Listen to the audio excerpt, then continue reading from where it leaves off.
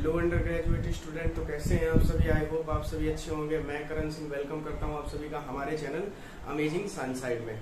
तो जैसा कि आप सभी जानते हैं, हमारी क्लास है आज की बीएससी फर्स्ट सेमेस्टर के लिए, जिसमें हमारी बुक चल रही थी फंडामेंटल्स ऑफ केमिस्ट्री, और जिसमें लेक्चर हमारा आज का है 15 लेक्चर पहले ही कंप्लीट हो चुके हैं।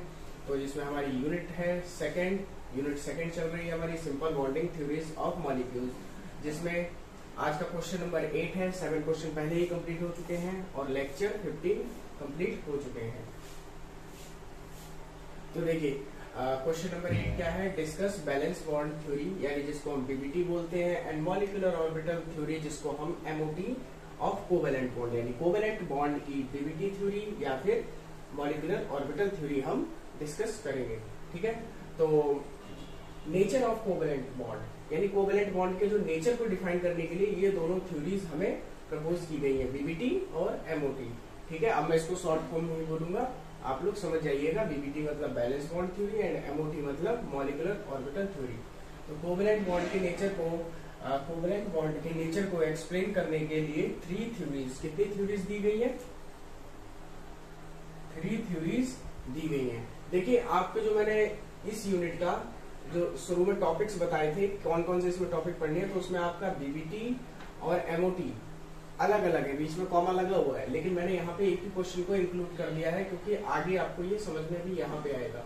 देखिए तो 3 थ्योरीज दी गई हैं, जिसमें पहली थ्योरी है हमारी हिटलर लंदन थ्योरी, ठीक है, और सेकंड है हमारी Pauling Slater theory, and third है हुंड-मुलिकन थ्योरी। तो देखिए पहली वाली जो हमारी हिटलर लंदन थ्योरी है एंड पाउलिंग स्लेटर थ्योरी है, ये दोनों मिलकर क्या बनाते हैं हमारी बीबीटी, यानी valence bond theory. And second हमारी थर्ड है जो हमारी हुंड-मुलिकन थ्योरी, वो हमारी क्या कहलाती है? Molecular orbital theory. ठीक है, थर्ड को हम बोलते हैं मॉलिक्यूलर ऑर्बिटल थ्योरी, बोलते हैं। एंड जो first Hitler London theory and Pauling Slater theory, इसको बीबीटी यानी बैलेंस बॉन्ड थ्योरी बोलते हैं। तो चलिए फर्स्ट थ्योरी हम समझेंगे पहले। देखिए हम 3 लेक्चर में इसको कंप्लीट करेंगे, एक में हिटलर लंदन थ्योरी, एक में पाउलिंग स्लेटर थ्योरी और एक में हुंड-मुलिकन थ्योरी। हुंड-मुलिकन थ्योरी में ऐसा हो सकता है 2 लेक्चर भी आपके हो जाए, क्योंकि हुंड-मुलिकन थ्योरी थोड़ी सी बड़ी है। फिर बाद में इसके क्वेश्चन करेंगे जो इससे रिलेटेड होंगे। ठीक है, और जो क्वेश्चन सॉल्व करने के बाद फिर हम लोग क्या करेंगे, बेंड्स रूल पढ़ के इस चैप्टर को जल्दी से, यानी इस चैप्टर को फिनिश करेंगे, इस यूनिट को। फिर आगे के जो चैप्टर हैं वो हमारे बहुत ही छोटे चैप्टर हैं। ठीक है, इसके बाद एक चैप्टर और बड़ा आएगा जो कि बाद शायद 4th चैप्टर है हमारा। बाकी जो है स्टीरियो केमिस्ट्री जो है वो हमारी थोड़ी सी बड़ी है, बाकी ये सब छोटे चैप्टर हैं, जल्दी कंप्लीट हो जाएंगे। ठीक है, स्टीरियो केमिस्ट्री एक हमारी यूनिट है, ठीक है, वो केवल बड़ी है इस यूनिट के बाद, simple bonding theories of molecule के बाद। बाकी सब हमारे छोटे चैप्टर हैं, 4-4, 5-5 लेक्चर में कंप्लीट हो जाएंगे। ठीक है, तो आज हमारी कौन सी है इस वीडियो की यूनिट? इस वीडियो का जो हमारा टॉपिक है वो है हमारा बीबीटी और एमओटी, तो जिसमें हिटलर लंदन थ्योरी हमारी फर्स्ट है, जिसको हम डिस्कस करेंगे। Number 1 Hitler London theory. इस थ्योरी की मुख्य हाइपोथेसिस मतलब परिकल्पनाएं फॉलोइंग हैं। ठीक है, अब क्या परिकल्पना है? नंबर 1, कोवेलेंट बॉन्ड बनाने वाले एटम्स के पास अनपेयर्ड इलेक्ट्रॉन होने चाहिए। अगर कोवेलेंट बॉन्ड बनेगा तो अनपेयर्ड इलेक्ट्रॉन जरूरी होंगे। ठीक है, होने ही चाहिए, ये लिखा हुआ है। ठीक है, नंबर 2 अनपेयर्ड इलेक्ट्रॉन वाले एटम्स ही एक दूसरे से कंबाइन होकर कोवेलेंट बॉन्ड बना सकते हैं, लेकिन यह बॉन्ड तभी स्टेबल होगा जब दोनों एटम्स के इलेक्ट्रॉन की स्पिन की डायरेक्शन क्या होगी, यानी स्पिन अपोजिट डायरेक्शन में होगी। स्पिन क्या होगी? अपोजिट डायरेक्शन में। फॉर एग्जांपल क्या बोला है? अनपेयर्ड इलेक्ट्रॉन वाले एटम ही एक दूसरे से क्या करते हैं? कंबाइन होकर कोवेलेंट बॉन्ड का फॉर्मेशन करते हैं, बट यह बॉन्ड तभी स्टेबल होता है जब इनकी डायरेक्शन क्या हो? एक की क्लॉकवाइज हो और एक की एंटी क्लॉकवाइज। जैसे कि आप जानते हैं ऑर्बिटल में ऐसे इलेक्ट्रॉन फिल होते हैं। क्लियर? ऐसी होगी तभी ये क्या होंगे? स्टेबल होंगे। क्या होंगे? हमारे स्टेबल होंगे। ठीक है, अन्यथा ये स्टेबल नहीं होंगे। नेक्स्ट 3rd, कोवेलेंट बॉन्ड बनने के बाद दोनों इलेक्ट्रॉन्स में कोई डिफरेंस नहीं रह जाता है, दैट इज यानी अर्थात आप यह मतलब यह कहा ही नहीं जा सकता है कि कौन सा इलेक्ट्रॉन किस एटम का है, ठीक है, या किस एटम का था। आप ये नहीं कह सकते, कोवेलेंट बॉन्ड बनने के बाद आप इलेक्ट्रॉन को नहीं पहचान पाओगे कि किस एटम का था, ठीक है। उसके बाद नंबर 4, शेयर्ड इलेक्ट्रॉन पेयर दोनों एटम्स के ठीक बीच में प्रेजेंट रहता है। शेयर्ड इलेक्ट्रॉन क्या होता है? शेयर्ड इलेक्ट्रॉन पेयर दोनों एटम्स के ठीक बीच में प्रेजेंट होता है। भाई कोई दो एटम है, वो कोवेलेंट बॉन्ड के फॉर्मेशन में क्या करेंगे? पार्टिसिपेट यानी भाग लेंगे, ठीक है। तो जब पार्टिसिपेट करेंगे तो उनके इलेक्ट्रॉन पेयर क्या होंगे? दोनों एटम्स के बीच में यानी सेंटर पर प्रेजेंट होंगे। कोवेलेंट अगला क्वेश्चन मतलब 5, पॉइंट नंबर 5, कोवेलेंट मॉलिक्यूल, ठीक है। कोवेलेंट मॉलिक्यूल का प्रत्येक एटम इनर्ट गैस कॉन्फ़िगरेशन को प्राप्त कर लेता है। कोवेलेंट मॉलिक्यूल, देखो जो कोवेलेंट बॉन्ड बनाएगा तो वो मॉलिक्यूल भी क्या होगा हमारा? Covalent molecule. इसका प्रत्येक एटम क्या करता है? इनर्ट गैस कॉन्फ़िगरेशन को प्राप्त कर लेता है, ठीक है। तो चलिए आप इसको एक काम कीजिए, आप इसका स्क्रीनशॉट ले लीजिए या फिर वीडियो पॉज करके नोट कर लीजिए, तब तक हम इसके नेक्स्ट पॉइंट को समझते हैं, ठीक है।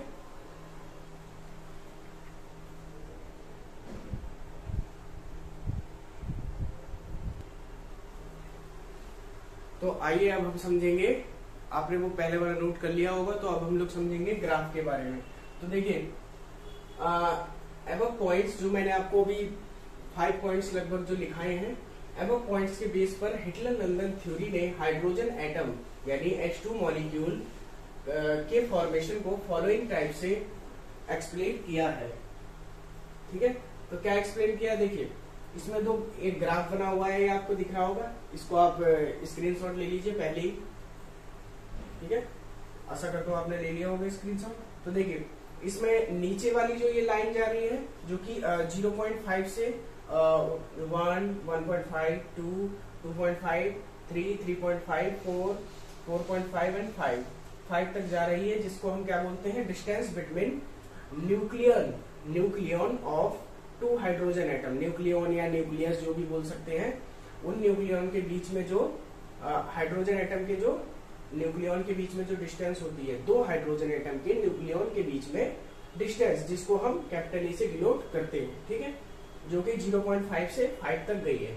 फिर इधर वाले को समझते हैं, ये नंबर्स जो डिनोट कर रहे हैं, ये किसको डिनोट कर रहे हैं? ये पोटेंशियल एनर्जी को। ये वाले distance between nucleon of 2 hydrogen atom को डिनोट कर रहे थे, ये नंबर जो कि 0.5 से हमारे 5 तक है। ये वाले नंबर -5 से हमारे 5 तक है, जिसमें -5, -4, -3, -2, -1, 0, 1, 2, 3, 4, 5 जो कि पोटेंशियल एनर्जी को डिनोट कर रहे हैं, जिसको हम EB से डिनोट करते हैं। तो देखिए इसमें आपको 3 ग्राफ दिख रहे होंगे, ठीक है। इन ग्राफ को हम समझते हैं।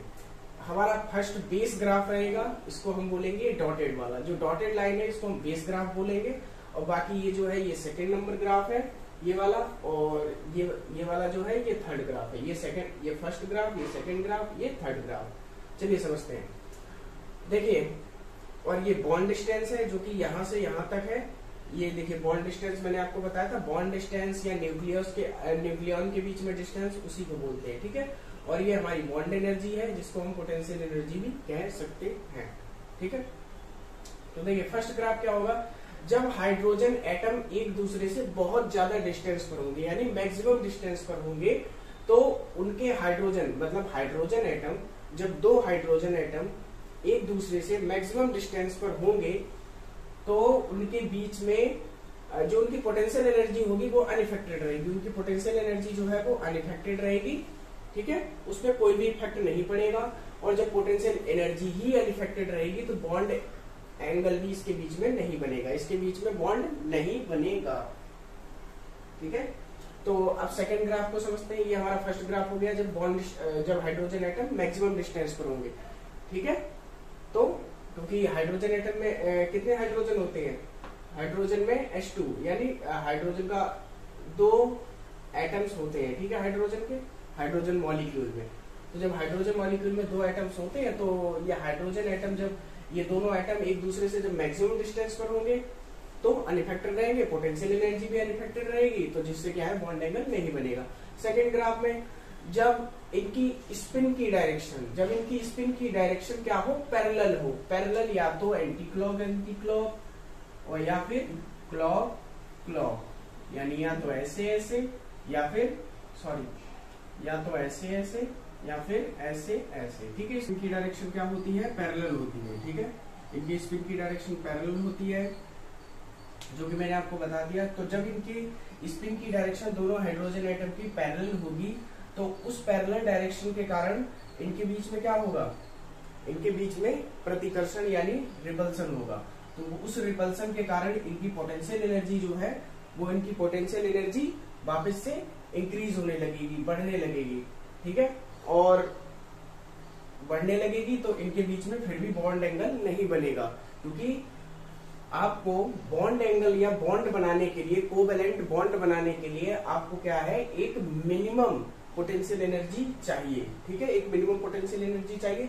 लेकिन जब इन दोनों हाइड्रोजन एटम्स की स्पिन जो है वो पैरेलल होगी, यानी पैरेलल मतलब एक साथ जब चलती है, ऐसे बीच में कोई डिफरेंस ना हो, सीधी हो बिल्कुल, ठीक है। ऐसे बिल्कुल सीधी जो चलती है उसको हम क्या बोलते हैं, पैरेलल। जो कभी एक दूसरे से टच ना करे उसको पैरेलल बोलते हैं। तो जब स्पिन की डायरेक्शन पैरेलल होगी तो इसकी पोटेंशियल एनर्जी बढ़ेगी, तब भी यहाँ पे कोई बॉन्ड नहीं बनेगा, ठीक है। और अब देखिए ग्राफ नंबर 3 में हमें क्या दिखाया गया है, ग्राफ नंबर 3 में ये दिखाया गया है जस्ट इसका अपोजिट है। यहाँ पे स्पिन की डायरेक्शन पैरेलल थी, रिपल्सन हुआ यानी प्रतिकर्षण हुआ। और यहाँ पे स्पिन की डायरेक्शन क्या होगी, यहाँ पे जब स्पिन की डायरेक्शन एक दूसरे के अपोजिट होगी, क्या होगी, दोनों हाइड्रोजन एटम्स की इस वाले मॉलिक्यूल में H2 मॉलिक्यूल में जब दोनों हाइड्रोजन एटम्स की स्पिन की डायरेक्शन क्या होगी, अपोजिट होगी, तो इनके बीच में क्या होगा, अट्रैक्शन होगा। क्योंकि जैसे कि आप जानते हैं विपरीत आवेश प्लस माइनस क्या करते हैं, अट्रैक्शन, ठीक है। क्या करते हैं, अट्रैक्ट, एक दूसरे को अट्रैक्ट करते हैं, ठीक है, अट्रैक्ट करते हैं। और अगर सेम हो तो वो क्या करते हैं, रिपल्शन, या फिर ऐसे ऐसे हो तो रिपल्सन, ओके। तो जो सेम चार्ज होते हैं वो एक दूसरे को रिपेल करते हैं, और जो एक अलग अलग होते हैं, डिफरेंट, वो क्या करते हैं, अट्रैक्शन देते हैं, मतलब अट्रैक्ट करते हैं। तो देखिए ये अट्रैक्ट करेंगे एक दूसरे को, इनके बीच में अट्रैक्शन होगा। अट्रैक्शन होने के कारण इनकी एनर्जी, पोटेंशियल एनर्जी जो है वो डिक्रीज होती रहेगी, और ऐसा डिक्रीजमेंट तब तक चलेगा जब तक कि एक हमें मिनिमम एनर्जी यानी मिनिमम पोटेंशियल एनर्जी प्राप्त नहीं हो जाती है, जिसपे बॉन्ड का फॉर्मेशन होता है, ठीक है। तो इससे हमें क्या पता चलता है, इससे हमें ये पता चलता है इन ग्राफ से कि बॉन्ड एंगल बनने के लिए हमें एक मिनिमम पोटेंशियल एनर्जी की आवश्यकता होती है, ठीक है। तो ये आपको समझ में आ गया होगा। तो अब चलिए ये समझ लेते हैं बॉन्ड एनर्जी क्या होती है। बॉन्ड एनर्जी देखिए वो होती है जो कि मिनिमम डिस्टेंस होती है। इसमें बॉन्ड डिस्टेंस तो हम उसको बोलते हैं जो कि बॉन्ड जो हमें मिनिमम पोटेंशियल एनर्जी चाहिए होती है बॉन्ड के फॉर्मेशन में, उसको हम बॉन्ड डिस्टेंस या बॉन्ड लेंथ कहते हैं, ठीक है। वह डिस्टेंस, वह मिनिमम डिस्टेंस जिसपे पोटेंशियल एनर्जी मिनिमम हो बॉन्ड फॉर्मेशन के लिए, बॉन्ड डिस्टेंस कहलाती है या बॉन्ड लेंथ कहलाती है, ठीक है। यहाँ पे ये डिग्री का साइन लगता है, आप सही से लगा लीजिएगा, यहाँ पे डिग्री का साइन लगेगा, ठीक है। ऐसे चलो ब्लू मार्कर यूज कर लेते हैं, ठीक है। वो A डिग्री से उसको डिनोट करते हैं, ठीक है, वो आप देख लीजिएगा। हाँ, तो क्या होता है, जो इनके न्यूक्लियाई के बीच में मिनिमम डिस्टेंस होती है और उस डिस्टेंस पर जो मिनिमम पोटेंशियल एनर्जी होती है उसी को हम क्या कहते हैं, बॉन्ड डिस्टेंस कहते हैं। क्लियर। तो चलिए जो हमने ये ग्राफ में समझा है, अब हम इसको रिटन रूप में लिख लेते हैं, क्योंकि आपको जो है कोई चीज अगर आपको दोबारा पढ़ना हो तो आप मेरी वीडियो देख सकते हैं वैसे तो, लेकिन आपके लिए एक बैकअप होना चाहिए। यदि आप वीडियो ना देखना चाहें तो उसके लिए आपको हम ये सब जो मैंने ग्राफ में भी तीनों ग्राफ के बारे में समझाया है, एक डॉटेड वाला, सेकेंड ग्राफ और ये थर्ड ग्राफ, ये सेम स्पिन वाला और ये ये पैरेलल स्पिन वाला और ये अपोजिट स्पिन वाला, ठीक है। थर्ड ग्राफ इनको हम लिख लेते हैं ताकि आप कभी भी अगर इसको रिवाइज करना चाहें तो कर सकते हैं, ठीक है। तो चलिए आप नोट कर लीजिए।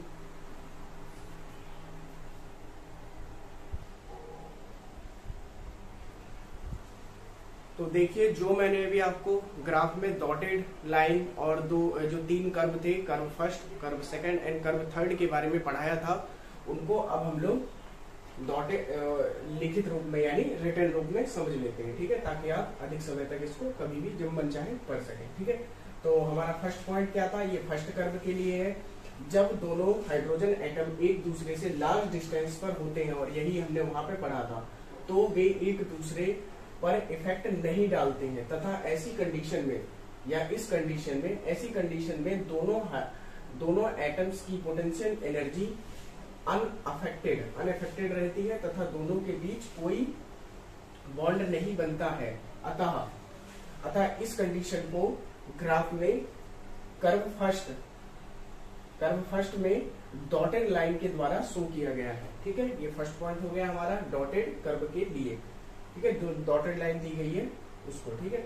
अब सेकंड पॉइंट हमारा सेकंड कर्व के लिए होगा, जब दोनों हाइड्रोजन एटम के इलेक्ट्रॉन्स की स्पिन पैरेलल हो तथा उन्हें क्रमशः एक दूसरे के क्लोज लाया जाए, तो दोनों इलेक्ट्रॉन्स के बीच रिपल्सन यानी प्रतिकर्षण के कारण इनकी पोटेंशियल एनर्जी बढ़ती है, और पोटेंशियल एनर्जी बढ़ने के कारण दोनों एटम्स के बीच कोई बॉन्ड नहीं बनता है, ठीक है। इस कंडीशन को ग्राफ के कर्व सेकंड में शो किया गया है, ठीक है। आप ग्राफ देखिए पीछे जाके, जो अभी आपने नोट किया है उसमें आपको समझ में आ जाएगा।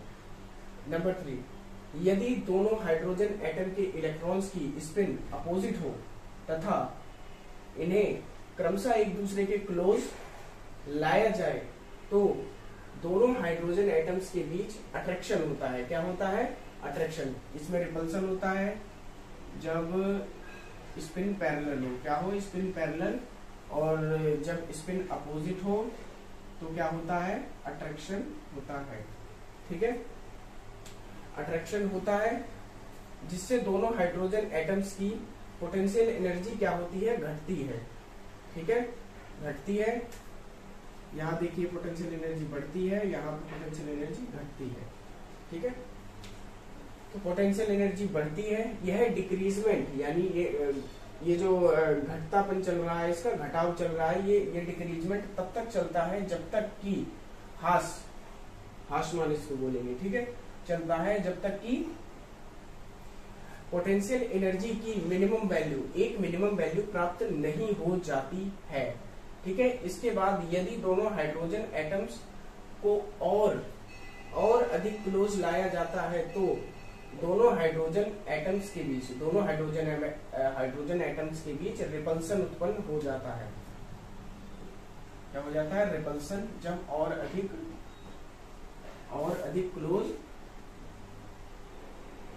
क्लोज लाया जाता है तो क्या होता है? इनके बीच में रिपल्सन उत्पन्न हो जाता है। रिपल्सन उत्पन्न हो जाता है जिसके कारण इनकी पोटेंशियल एनर्जी पुनः बढ़ने लगती है। क्या होती है? पुनः बढ़ने लगती है, ठीक है, पुनः बढ़ने लगती है। तो अब इन तीनों पॉइंट से हमारा कंक्लूजन क्या निकलता है, यानी क्या निष्कर्ष निकलता है, वो हम यहाँ समझेंगे। अतः टू एटम्स के बीच कोवैलेंट बॉन्ड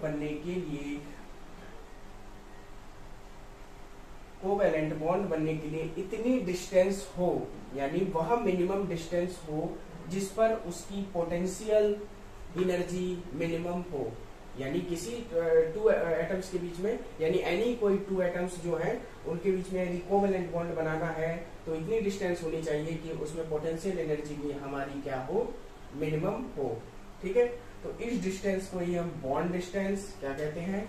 इस डिस्टेंस को हम बॉन्ड डिस्टेंस कहते हैं। इस डिस्टेंस को हम बॉन्ड डिस्टेंस या फिर बॉन्ड लेंथ कहते हैं। OR का मतलब अथवा, ठीक है, बॉन्ड लेंथ कहते हैं। तथा पोटेंशियल एनर्जी के मिनिमम डिक्रीजमेंट को बॉन्ड एनर्जी कहते हैं, ठीक है। शॉर्ट पॉइंट में आपसे पूछा जा सकता है शॉर्ट नोट में कि एग्जाम में कि बॉन्ड एनर्जी क्या होती है, बॉन्ड डिस्टेंस क्या होती है, या फिर कुछ भी पूछ सकते हैं, ठीक है। Bond energy and bond distance आपसे पूछी जा सकती है, ओके। या फिर बॉन्ड लेंथ, इसका दूसरा नाम बॉन्ड लेंथ होगा, तब भी आपको समझ में आ जाएगा, इसलिए मैंने सब कुछ लिखा दिया है। तो ठीक है, अब आप इसको जब भी पढ़ेंगे ये आपको अच्छे से याद हो जाएगी। तो अभी आप इसको नोट कर लीजिए। आगे हम इस थ्योरी यानी हिटलर-लंदन थ्योरी की क्या पढ़ेंगे, लिमिटेशंस को पढ़ेंगे, ठीक है।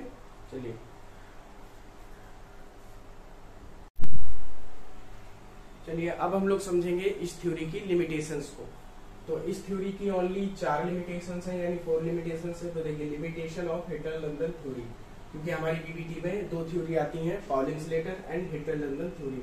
तो हमारी हिटलर-लंदन थ्योरी चल रही है। इस लेक्चर में ओनली हम इसी थ्योरी को कंप्लीट करेंगे, और बाकी जो अगला लेक्चर है उसमें हम पाउलिंग-स्लेटर थ्योरी को एक्सप्लेन करेंगे, ठीक है जी। वो भी बीबीटी के अंदर ही आती है, ठीक है। तो नंबर 1, इस थ्योरी के द्वारा ऑड इलेक्ट्रॉन्स वाले मतलब जिसमें 3 हो, 5 हो, 7 हो, कुछ ऐसे इलेक्ट्रॉन्स वाले मॉलिक्यूल्स को एक्सप्लेन नहीं किया जा सकता, ठीक है। इस थ्योरी के द्वारा ऑड इलेक्ट्रॉन्स वाले मॉलिक्यूल को एक्सप्लेन नहीं किया जा सकता। नंबर 2, इस थ्योरी के द्वारा आयंस के स्ट्रक्चर को एक्सप्लेन नहीं किया जा सकता। आयंस वो होते हैं जिनके ऊपर पॉजिटिव या नेगेटिव चार्ज होता है, और पॉजिटिव जब होता है जब वो इलेक्ट्रॉन को किसी को देते हैं, ठीक है, डोनेट करते हैं, और नेगेटिव जब होता है जब वो किसी से इलेक्ट्रॉन को ग्रहण करते हैं, ठीक है। तो वो आयंस होते हैं। For example Na positive, Cl negative, जो ऐसे होते हैं ये आयंस होते हैं, ठीक है। इस पे पॉजिटिव, इस पे नेगेटिव। तो नंबर 3, इस थ्योरी के द्वारा कोवेलेंट बॉन्ड के फॉर्मेशन को भी एक्सप्लेन नहीं किया जा सकता। कोवेलेंट बॉन्ड हम पीछे पढ़ चुके हैं, सॉरी कोवेलेंट नहीं, कोऑर्डिनेट। कौन सा बॉन्ड है ये, कोऑर्डिनेट बॉन्ड हम पीछे पढ़ चुके हैं, इसको भी एक्सप्लेन इस थ्योरी के द्वारा नहीं किया जा सकता, ठीक है। नंबर 4, इस थ्योरी की हेल्प से इलेक्ट्रॉन की डेफिशिएंसी यानी कमी वाले मॉलिक्यूल का फॉर्मेशन भी नहीं किया जा सकता है। जो इलेक्ट्रॉन की कमी होगी जिस मॉलिक्यूल में, उसका भी फॉर्मेशन इससे नहीं होगा। डेफिशिएंसी यानी कमी वाले मॉलिक्यूल्स को भी एक्सप्लेन नहीं किया जा सकता है, ठीक है। तो आशा करता हूँ आपको आज का लेक्चर अच्छे से समझ में आ गया होगा। यदि कोई भी डाउट हो तो हमें जरूर कमेंट सेक्शन में बताइए। तो मिलते हैं आपसे फिर एक नेक्स्ट लेक्चर में, एक नेक्स्ट टॉपिक यानी हमारी पाउलिंग-स्लेटर थ्योरी के साथ। तब तक के लिए स्वस्थ रहिए। Have a nice day. Thank you and जय हिंद।